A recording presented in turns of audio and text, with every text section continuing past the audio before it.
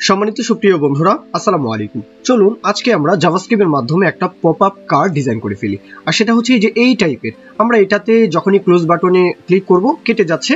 আবার লগইন, বিভিন্ন সময় হয় না যে বিভিন্ন ওয়েবসাইটে সাকসেস মেসেজ দেখানোর প্রয়োজন হয়, অথবা একটা পপআপ কার্ড দেখানোর প্রয়োজন হয়, অথবা লগইন, হ্যাঁ, যে আপনি আপনার অ্যাকাউন্ট না থাকলে লগইন করুন। তো জাস্ট এইভাবে কিন্তু আমরা চাইলে এটাকে ভিজিবল করতে পারি।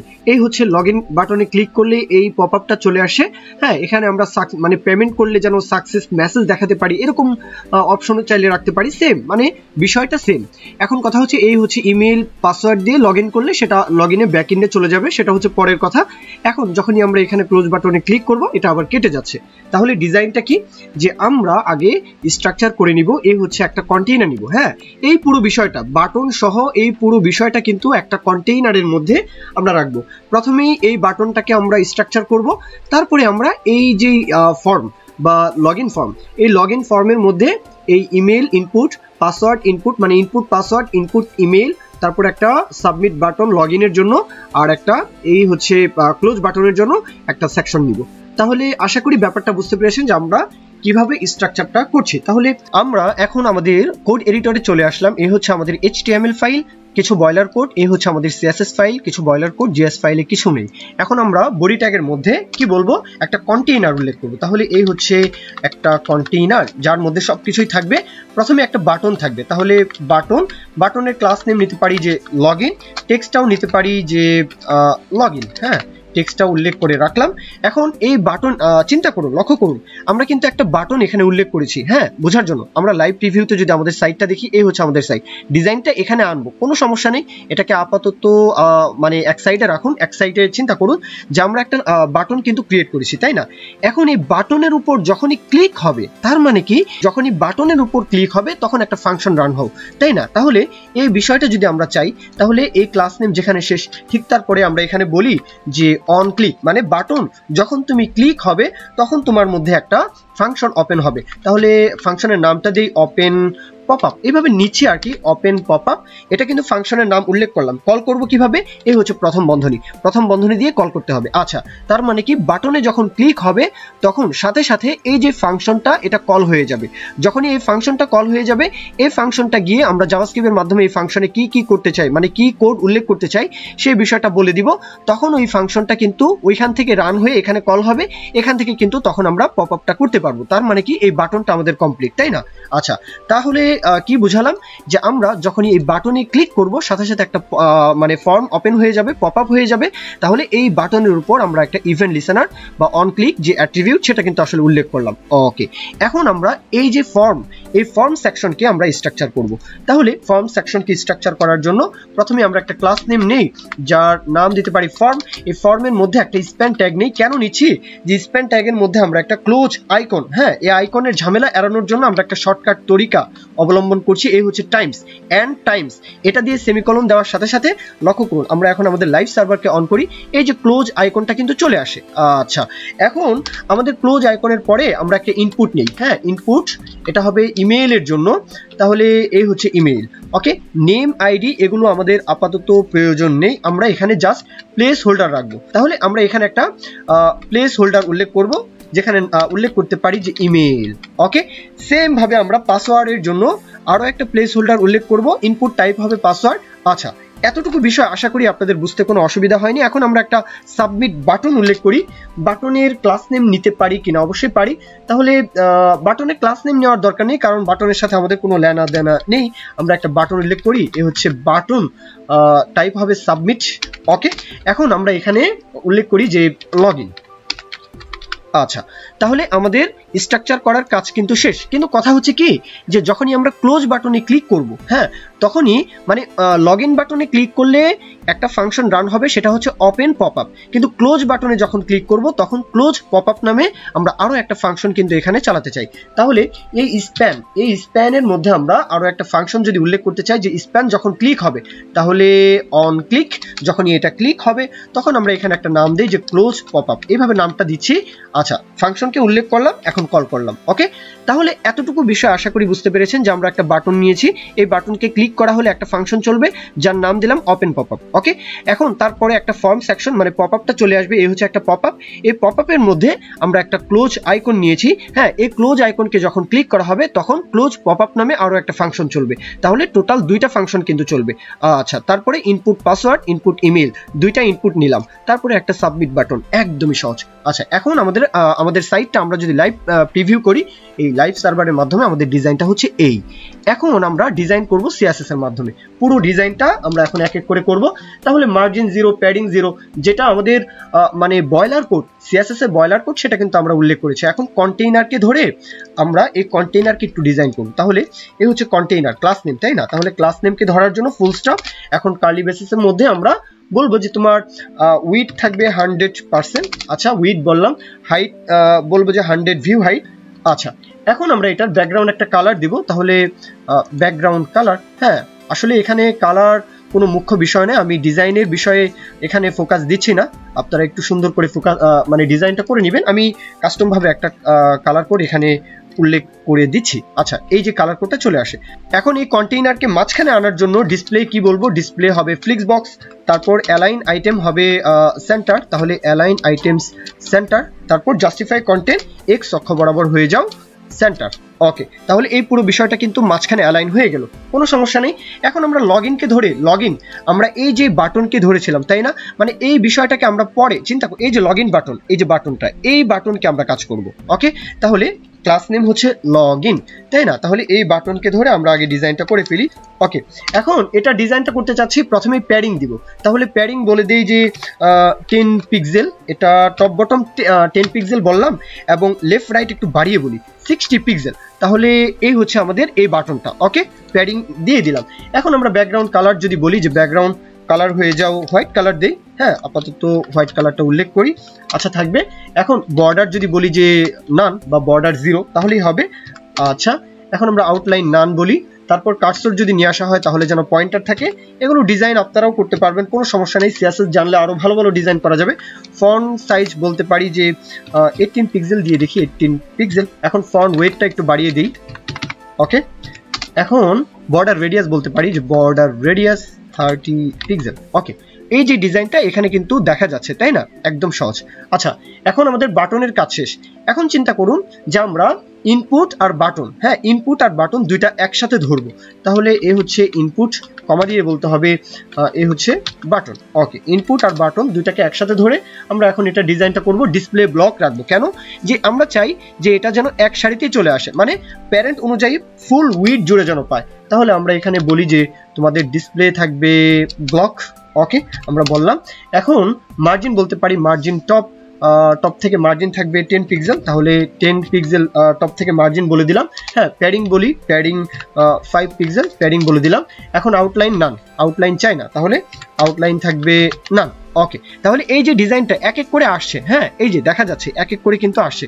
হ্যাঁ, এখন আমাদের কাজ হচ্ছে যে আমরা ফর্ম সেকশনকে ধরে, হ্যাঁ, যে পজিশন সেটা বলে দিব। তাহলে ডট, আমরা একটা মানে ফর্ম সেকশন নিয়েছি, পপ আপ সেকশন, তাই না? তাহলে এই হচ্ছে ফর্ম, এই ফর্মের আমরা কি বলবো যে তোমার পজিশন হয়ে যাও অ্যাবসলিউট। যখনই আমরা পজিশন বলে দিব, এটা কিন্তু একটার নিচে একটা মানে ওভারল্যাপস হয়ে গেল, তাই না? এটাই কিন্তু আমরা চাচ্ছিলাম। আচ্ছা, তাহলে আমরা পজিশন বললাম, টপ থেকে কতটুকু চাচ্ছি সেটা বলে দিই। টপ থেকে চাচ্ছি 50%, লেফট থেকেও চাচ্ছি যে 50%। কেন চাচ্ছি একটু পরেই বুঝতে পারবেন। আমরা ট্রান্সফর্ম ট্রান্সলেট বলি, এক্স অক্ষ বরাবর -50%, হ্যাঁ, আর কমা দিয়ে বলতে হবে ওয়াই অক্ষ বরাবর -50%, যাতে সেন্টারে থাকে। এখন কথা হচ্ছে কি যে এটার যে স্কেল, এটা আমরা একদম কমিয়ে দিব। এটাই হচ্ছে এখানে লজিক।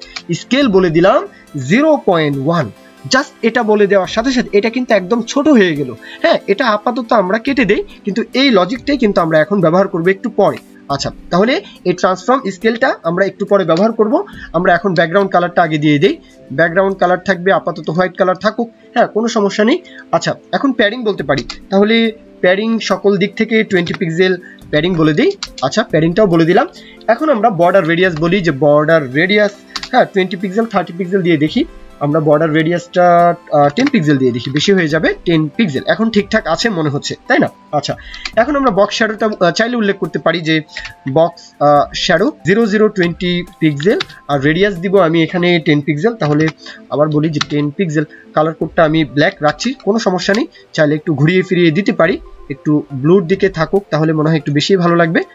আচ্ছা থাকুক, কোনো সমস্যা নেই, আশা করি ব্যাপারটা বুঝতে পেরেছেন। এখন আমরা ভিজিবিলিটি এটা হিডেন রাখবো, মানে এটা এখন দেখা যাবে না। এখন যদি এই প্রপার্টি উল্লেখ করি, স্কেল যদি আমরা 0.1 রাখি, তাহলে বুঝতে পারবো না যে কি থেকে কি করছি। ওকে, এই জন্য একটু ইগনোর করছি, এখানে আমরা আবার ফিরে আসবো। আচ্ছা, এখন আমরা ফর্মের মধ্যে একটা বাটন আছে। ওকে, কোন বাটন? এই যে লগ ইন বাটন। তাহলে আমরা বলি যে ডট ফর্ম, তোমার মধ্যে যে একটা বাটন আছে, হ্যাঁ লগ ইন বাটন, এই বাটনের কিছু কাজ চাই। তাহলে কি চাই? উইথ চাই 100%। তাহলে এই হচ্ছে উইথ 100% বললাম। কার্সর যদি নিয়ে আসা হয় তাহলে যেন পয়েন্টার থাকে, এই হচ্ছে কার্সর পয়েন্টার। এই তো, এই ডিজাইনটা কিন্তু আমাদের কমপ্লিট। এখন আমরা এই যে ক্লোজ বাটন স্প্যান, এই স্প্যানকে ধরে আমরা এই যে এখানে তাকে অ্যালাইন করব। তাহলে আমরা আবার নিচে চলে আসি, আমরা এখন বলবো কি স্প্যান তোমার পজিশন থাকবে অ্যাবসলিউট। তাহলে এ হলে স্প্যান তোমার পজিশন থাকবে, হ্যাঁ অ্যাবসলিউট পজিশন দিলে ওভারল্যাপস হয়ে থাকবে। এই তো, এখন আমরা টপ থেকে কি চাচ্ছি? আমরা চাচ্ছি যে টপ থেকে 0 থাকবে, তাহলে টপ 0। আমরা রাইট থেকে 0 চাই, তাহলে রাইট 0। যখনই টপ 0 রাইট 0 বললাম, তখন তো এই যে ডিজাইনটা কিন্তু চলে আসে। এখন আমরা এটার উইথ হাইট উইথ বলতে পারি। আমরা এটার হাইট বলে দেই যে হাইট থাকবে 20 পিক্সেল দিব না 10 পিক্সেল? 20 পিক্সেল দিতে হবে, বেশি কম হয়ে যাবে যদি 10 পিক্সেল দেই। হাইট 20 পিক্সেল, উইথ 20 পিক্সেল দিয়ে দেখি। এখন ব্যাকগ্রাউন্ড কালার দেই, ব্যাকগ্রাউন্ড কালার যে কোনো একটা কালার, ব্লু কালারের দিকে এই কালারটা রাখি, কোনো সমস্যা নেই। হ্যাঁ, এখন যেই টেক্সটের কালার এটা তো চেঞ্জ করতে হবে, তাই না? তাহলে এখানে আমরা বলি যে কালার হয়ে যাও হোয়াইট। ওকে, এই কালারটাও আমরা চেঞ্জ করে দিচ্ছি, মানে এই আইকনের কালারটা। আচ্ছা, এখন সুন্দর। এখন এখানে লাইন হাইটটা বলবো, তাহলে লাইন হাইট মানে একদম সেন্টারে যেন অ্যালাইন হয়। লাইন হাইট না বলে আমরা যদি টেক্সট অ্যালাইন বলি তাহলেই তো হয়। টেক্সট অ্যালাইন যদি বলি সেন্টার, তাহলে সেন্টারে থাকার কথা, হ্যাঁ মোটামুটি সেন্টারেই আছে।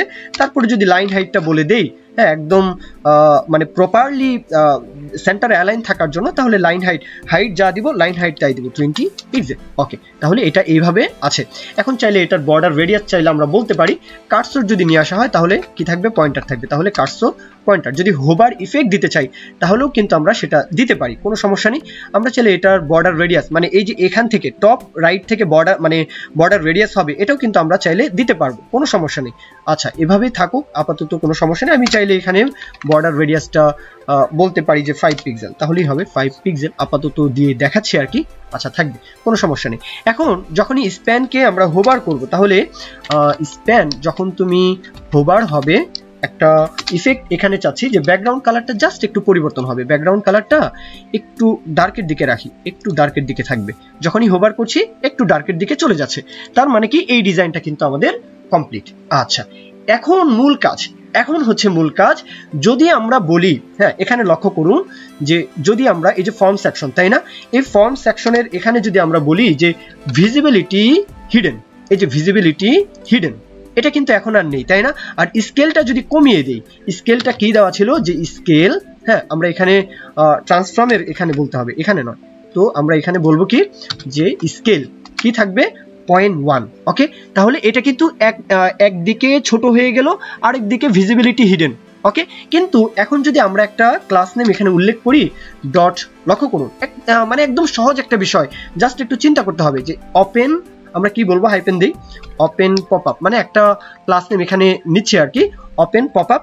এই যে ক্লাস নেমটা নিলাম, ওকে, এই ক্লাস নেমের মধ্যে আমরা যদি বলি ভিজিবিলিটি কি হবে? ভিজিবল। তাহলে এই হচ্ছে ভিজিবিলিটি, কি বলবো আমরা? ভিজিবল বলবো। তাহলে এ হচ্ছে ভিজিবল, এটা বললাম। তারপরে কি বলবো? Transform scale. Okay, transform scale আমরা কি বলবো এখানে? 1। ওকে, 0.1 আর 1 এর মধ্যে কিন্তু 10 গুণ তফাৎ, মানে 0.1 হচ্ছে একদম ছোট, 0.2 3 4 5 6 এইভাবে 1 যখন হবে তখন তার প্রপার যেই সাইজটা সেটা কিন্তু আসলে ভিজিবল হবে। তাহলে ট্রান্সফর্ম স্কেলটা আমরা বাড়িয়ে দিলাম। এখন আমরা ট্রানজিশন যদি উল্লেখ করি, হ্যাঁ ট্রানজিশন, এই বিষয়টা এখন বুঝতে পারবেন, হয়তো এখন অনেকেই বুঝতে পারছেন না, কিন্তু এখন বুঝবেন কেন আমরা এই ক্লাস নেমটা এখন উল্লেখ করছি। আচ্ছা, ট্রান্সফর্ম আমরা কি বলবো? হ্যাঁ ট্রানজিশন উল্লেখ করবো, ট্রানজিশন। তাহলে ট্রান্সফর্ম বলি, ট্রান্সফর্ম বানানটা এইভাবে লিখতে হবে, ট্রান্সফর্ম কত সেকেন্ড, 0.4 সেকেন্ড। ওকে, তাহলে এই যে ক্লাস নেমটা আমরা কিন্তু উল্লেখ করলাম, তাই না? এই ক্লাস নেমটা আমরা যদি ফর্ম সেকশনের মধ্যে আলাদা করে, এই যে ফর্ম, এখানে যদি এই ক্লাস নেমটা আমরা উল্লেখ করি, তাহলে এটা কি দেখা যাবে কিনা? অবশ্যই যাবে। এই যে ওপেন পপআপ, তাই না?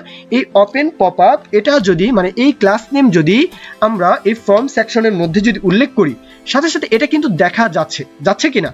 অবশ্যই যাচ্ছে। আচ্ছা, এখানে আরো একটা জিনিস ভুল হয়েছে, সেটা হচ্ছে আমরা ট্রান্সফর্ম যে স্কেল, এটা তো আমরা বললাম, কিন্তু ট্রান্সলেট আমরা উল্লেখ করি, ট্রান্সলেট -50%, কমা দিয়ে আমরা ওয়াই অক্ষ বরাবর -50%টা উল্লেখ করি। আচ্ছা, এখন দেখুন যে আমরা এই যে ক্লাস নেমটা এখানে উল্লেখ করার সাথে সাথে এটা কিন্তু চলে আসে, কিন্তু এই ক্লাস নেমটা আমরা জাভাস্ক্রিপ্টের মাধ্যমে উল্লেখ করব। তাহলে আমরা এবার লজিকটা কিভাবে উল্লেখ করতে পারি চিন্তা করুন, যে যখনই আমরা লগইন বাটনকে ক্লিক করছি তখন ফর্ম সেকশন, এই যে ফর্ম সেকশনটা, তাই না? এই ফর্ম সেকশনের পপআপ আমরা চাচ্ছি। তাহলে ফর্ম সেকশনের পপআপটা যদি চাই, তাহলে ফর্ম সেকশনকে আমরা জাভাস্ক্রিপ্ট দিয়ে ধরে ফেলতে পারি, মানে সিলেক্ট করতে পারি কিনা? অবশ্যই পারি। তাহলে ডকুমেন্ট ডট কোয়ারি সিলেক্টর দিয়ে আমরা ফর্ম সেকশনকে এখানে সিলেক্ট করে ফেললাম। তাহলে এই বিষয়টাকে একটা ভেরিয়েবলের মধ্যে আমরা স্টোর করে ফেলি, নামটা দিতে পারি যে let popup equal document dot query selector, মানে এই পপআপের মধ্যে এই পুরো ফর্ম সেকশনকে আমরা সিলেক্ট করে ফেললাম। আচ্ছা, এখন তাহলে আমাদের কাজ কি? এখন আমাদের কাজ হচ্ছে ফাংশন রেডি করা। আচ্ছা, ফাংশন নামটা কি দিতে পারি? নামটা তো আমরা আগেই দিয়েছি, এই হচ্ছে ওপেন পপআপ। কি করছি এই বিষয়টা হচ্ছে, যখনই এই বাটনে ক্লিক করা হবে তখনই এই মানে ফাংশনটা কল হয়ে যাবে। তাহলে এই বিষয়টার জন্য ফাংশনটা আমরা এখানে উল্লেখ করলাম, ফাংশনের নামটা বলে দিলাম। এখন আমাদের কাজ হচ্ছে যে এই যে পপআপ, মানে এই যে ফর্ম সেকশনটা কিন্তু পপআপের মধ্যে চলে আসে, তাই না? তাহলে আমরা বলতে পারি কিনা যে পপআপ তুমি মানে তোমার মধ্যে একটা ক্লাস লিস্ট, মানে একটা ক্লাস অ্যাড হয়ে যাও। তাহলে ক্লাস যদি অ্যাড করতে চাই তাহলে কি বলতে হবে? যে ক্লাস লিস্ট ডট অ্যাড, এই বিষয়টা বলতে হবে। তারপর আমরা প্রথম বন্ধনীর মধ্যে আমরা একটা ক্লাস নিয়েছিলাম। কি ক্লাস নিয়েছিলাম? এই যে কাস্টম ভাবে একটা ক্লাস নিয়েছিলাম ওপেন পপআপ, তাই না? এই পুরো বিষয়টাকে কপি করে জাস্ট এটার মধ্যে পেস্ট করে দিব। মানে সিম্পল একটা কাজ, একদমই সহজ। মানে একটা ক্লাস আমরা এখানে উল্লেখ করে দিচ্ছি এই ফাংশনের মধ্যে। যখনই এই বাটনে ক্লিক করব, সাথে সাথে এই পপআপটা চলে আসে, তাই না? একদম সহজ না? একদমই সহজ। আবার সিম্পল, একদমই সহজ। যদি ক্লোজ করতে চাই তাহলে ফাংশন কিন্তু আমরা আরো একটা ফাংশন নিয়েছি, ফাংশনের নামটা কি দিয়েছি? এই যে ক্লোজ বাটনকে, ক্লোজ পপআপ, তাই না? এই ফাংশনের নামটা চেঞ্জ করে ফেলুন। তাহলে জাভাস্ক্রিপ্টে চলে আসি, পুরো ফাংশনের নামটা চেঞ্জ করলাম। এখন popup dot class list dot add, মানে কি? আমরা অ্যাড করলাম কাকে? এই যে ওপেন পপআপের ক্ষেত্রে আমরা অ্যাড করলাম, এই যে পপআপ ক্লাস, এই ক্লাসকে আমরা কিন্তু এখানে অ্যাড করলাম। এখন যখনই এখানে ক্লিক করা হবে তখন যদি অ্যাড করতে পারি, রিমুভ করতে পারি কিনা? অবশ্যই পারি। এই যে ক্লাস লিস্ট, তাকে আমরা কি বলে দিব? এতক্ষণ বললাম অ্যাড, এখন বলবো রিমুভ। যখনই রিমুভ বলবো, লক্ষ্য করুন, যদি আমরা এখানে লগইন বাটনে ক্লিক করি সাথে সাথে এটা চলে আসছে পপআপ আকারে। যখনই আমরা এখানে ক্লিক করব সাথে সাথে চলে যাচ্ছে, রিমুভ হয়ে যাচ্ছে। একদম সহজ না? একদমই সহজ। মানে আশা করি যে এই বিষয়টা, এই ক্লাসটা আপনারা খুবই ভালোভাবে বুঝতে পেরেছেন। আমরা ডম নিয়ে কতভাবে খেলতে পারি, তাই না? কতভাবে কত কিছু করতে পারি। তো এই বিষয়টা আজকের ক্লাসে আমরা দেখলাম। যদি ভিডিও থেকে আপনারা কোনো না কোনোভাবে উপকৃত হন মনে হয়, অবশ্যই লাইক কমেন্ট শেয়ার করতে ভুলবেন না, চ্যানেলটি সাবস্ক্রাইব করে রাখতে ভুলবেন না। এ পর্যন্তই, সকলেই ভালো থাকবেন। আল্লাহ হাফিজ, আসসালামু আলাইকুম।